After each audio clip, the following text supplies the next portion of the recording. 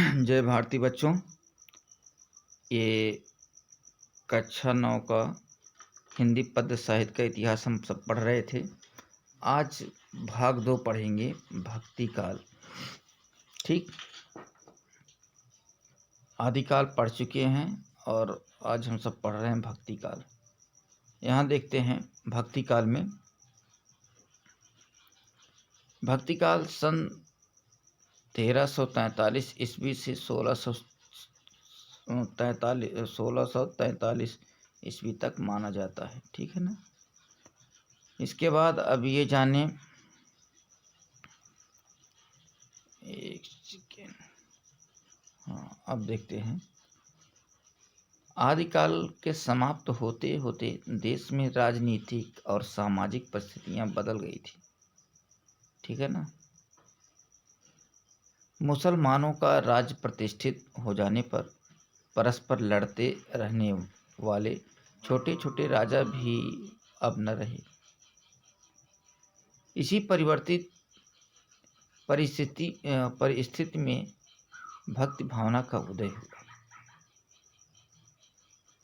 कहने का मतलब यह है कि जब आदिकाल समाप्त हुआ ना, तो उस समय राजनीतिक सामाजिक परिस्थितियां ढेर सारी बदल गई थी और मुसलमानों का जो है राज्य, मुसलमान आ गए थे ना, ये लोग आपस में एक दूसरे से जो है लड़ते रहने वाले छोटे छोटे राजा भी अब ना रहे।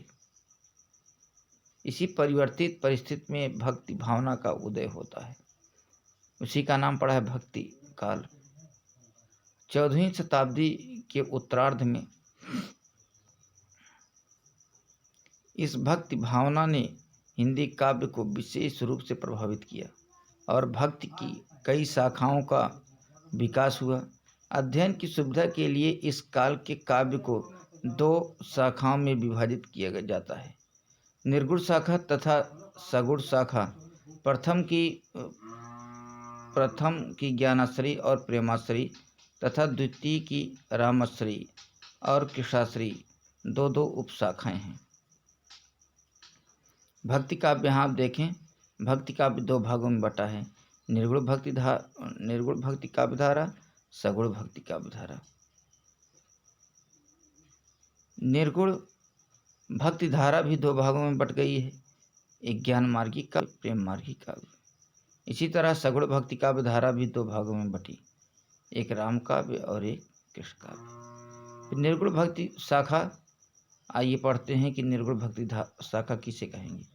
इसमें ब्रह्म का मतलब ईश्वर के निराकार स्वरूप की उपासना की विधि अपनाई गई। इसकी ज्ञानश्री शाखा के प्रमुख कवि कबीरदास हैं।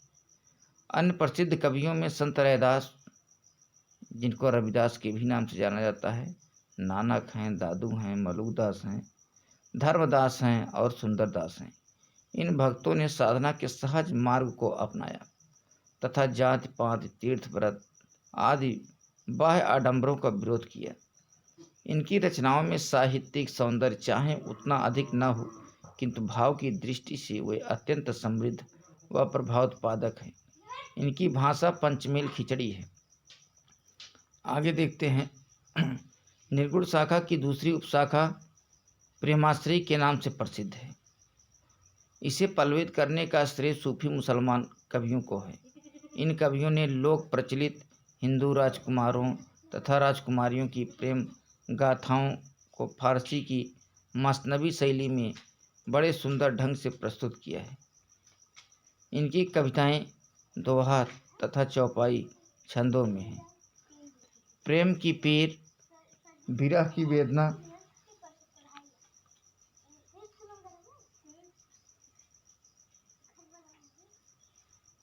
अच्छा यहाँ बात न करिए, शांत रहिए। प्रेम की पीर, विरह वेदना की तीव्रता, कथा की रोचकता और कल्पना तथा इतिहास का समन्वय इन सूफी कवियों की प्रमुख विशेषताएं हैं।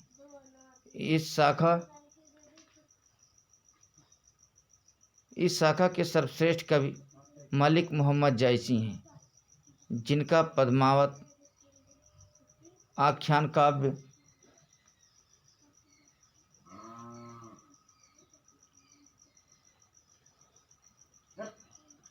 जिनका पद्मावत आख्यान का हिंदी साहित्य का एक रत्न है।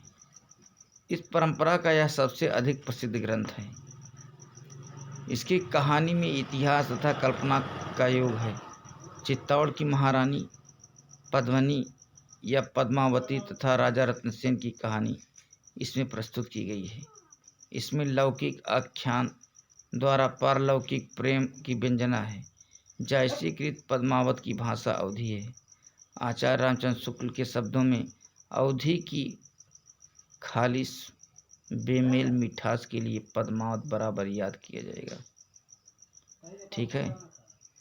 कुतुबन कृत मृगावती, मंझन कृत मधुमालती, उस्मान कृत चित्रावली, शेख नबी कृत ज्ञानदीप, कासिम शाह कृत हंस जवाहिर तथा नूर मोहम्मद कृत इंद्रावती अन्य प्रमुख प्रेमाख्यानक काव्य हैं।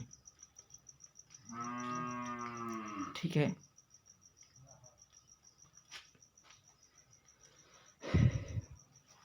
अब ये हुआ। अब इसके बाद देखते हैं अगला, सगुण भक्ति शाखा। निर्गुण उपासना के अंतर्गत ईश्वर के निराकार रूप को माना गया है। अवतार भावना अथवा ईश्वर के सुंदर मधुर रूप के लिए उसमें अवकाश न था। 11वीं शताब्दी में स्वामी रामानुजाचार्य भक्ति के क्षेत्र में अवतार भावना को प्रतिष्ठित कर चुके थे। उन्हीं की शिष्य परंपरा में 15वीं शताब्दी में स्वामी रामानंद जी हुए, जिन्होंने जनता की चित्तवृत्तियों को समझने का प्रयास किया। इन्होंने जनता के बीच राम भक्ति का प्रचार किया। रामानंद जी की शिष्य परंपरा में गोस्वामी तुलसीदास जी हुए, जिन्होंने दशरथ पुत्र मर्यादा पुरुषोत्तम श्री राम का शक्तिशील सौंदर्य समन्वित रूप रामचरितमानस महाकाव्य में प्रस्तुत किया। राम भक्त की यह पावन मंदाकिनी न जाने कितनों के मन का कलमश बहा ले गई। तुलसीदास जी द्वारा स्थापित लोक आदर्श और राम राज की महान कल्पना भारतीय समाज को ही नहीं, संपूर्ण विश्व का एक बड़ी देन है। यह महाकाव्य अवधी में लिखा गया है और इसमें जायसी द्वारा अपनाई गई दोहा चौपाई शैली का परिष्कृत साहित्यिक रूप मिलता है। रामचरितमानस की कथा का मूल स्रोत वाल्मीकि रामायण है। इस महाकाव्य में जीवन की सर्वांगीणता है। रचना कौशल, प्रबंध पटुता, भाव प्रवणता, रस, रीति, अलंकार, छंद आदि सभी दृष्टियों से यह उत्कृष्ट है।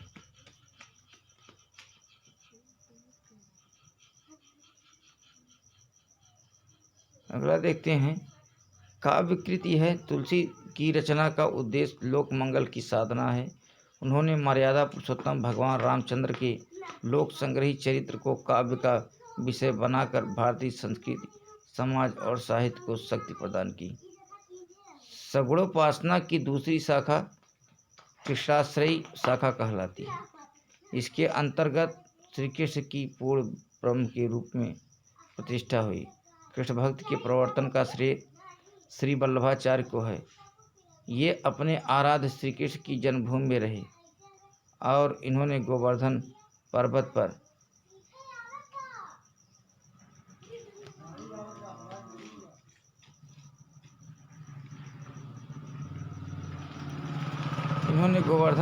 पर श्रीनाथ जी का एक बड़ा मंदिर बनवाया।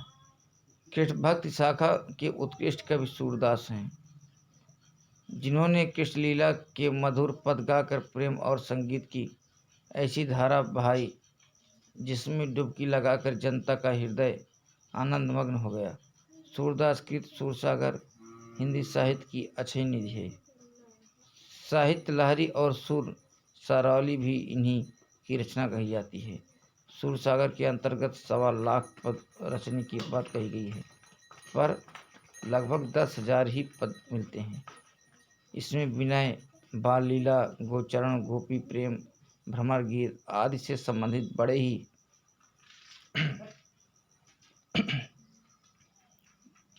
ही सूक्ष्म भाव चित्र पाए जाते हैं। कृष्ण भक्त कवियों में सूरदास के अतिरिक्त नंददास, ब्रह्मानंद दास, कृष्णदास, कुंभन दास चतुर्भुज दास, क्षीर स्वामी तथा गोविंद स्वामी। 8 कवियों के इस समुदाय को अष्टछाप कहते हैं। अन्य अनेक कृष्ण भक्त कवियों में मीराबाई और रस खान विशेष रूप से उल्लेखनीय हैं। सामान्य प्रवृत्तियाँ: ईश्वर में सहज विश्वास, उसकी दीन वत्सलता, नाम स्मरण की महत्ता, जप कीर्तन भजन का अवलंबन, गुरु की महत्ता, अहंकार का त्याग, जाति पात का विरोध, लोक मंगल की भावना, संत जीवन का आदर, सरलता, निष्पृहता, परोपकार तथा प्रेम महिमा आदि भक्तकाल की समान प्रवृत्तियाँ हैं। चलिए ये थोड़ा से देखते हैं। और भक्तिकाल की साहित्यिक देन: भक्तिकाल में कबीर, जायसी, सूर, तुलसी जैसे रस सिद्ध कवियों और महात्माओं की दिव्य वाणी उनके अंतःकरण से निकलकर कोने कोने में फैली थी। भाव, भाषा एवं शिल्प सभी दृष्टियों से हिंदी साहित्य का यह उत्कर्ष काल माना जाता है। संत कवियों ने अपना संदेश बड़ी स्पष्टता तथा निर्भीकता से जनता के समक्ष प्रस्तुत किया। ऐसा साहित्य किसी विशेष देश या काल का ही नहीं अपितु सार्वभौम एवं सार्वकालिक होता है। भक्ति काल के काव्य में भाव तथा कला पक्ष का उत्कृष्ट रूप मिलता है। इसी कारण इस काल को हिंदी साहित्य का स्वर्णयुग कहा जाता है। तो आप पढ़ चुके हैं आदिकाल, और आदिकाल के बाद भक्तिकाल पढ़ चुके हैं। अब तीसरा भाग जो इसका होगा रीतिकाल से संबंधित होगा। Thank you.